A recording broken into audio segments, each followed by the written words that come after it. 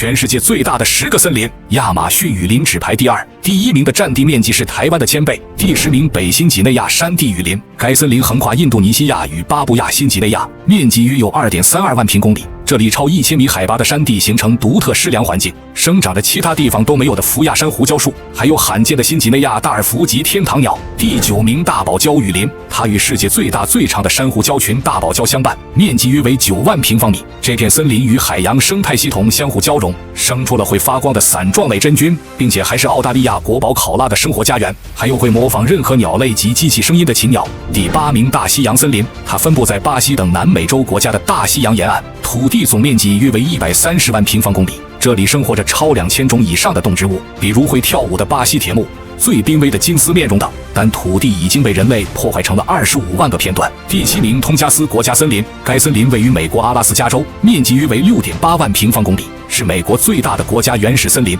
这里的云杉树干高可达100米，而棕熊是这片森林的霸主，它们为吃完的腐鱼无意间为森林滋养了养分。第6名孙德尔本斯，它分布在印度与孟加拉国的交界处，土地总面积约为1万平方公里，是目前世界上最大的红树林生态系统。这里生活着全球唯一的水性孟加拉虎，它们擅长游泳，以捕食潮间带的鹿类和鱼类为生。第5名婆罗洲低地雨林，该森林覆盖了婆罗洲岛42.84万平方公里土地，这里生活着近3000种动植物，其中有一种会吃虫的猪笼草，它的囊状结构能分泌香甜汁液吸引昆虫，还有一种用大鼻子求偶的长鼻猴，每年繁殖季时雨林就会发出鼻子充气的共鸣声。第4名瓦尔迪维亚温带雨林，它主要分布在南美洲的智利和阿根廷，面积约为24.81万平方公里，是世界上唯一的温带雨林。这里有名为安第斯神鹫的鸟类，还有将蛙卵含在生囊里孵化的达尔文蛙。第3名刚果雨林，该森林土地总面积约为370万平方公里，占据了刚果盆地核心区域。这里生活着性格更加温和的倭黑猩猩，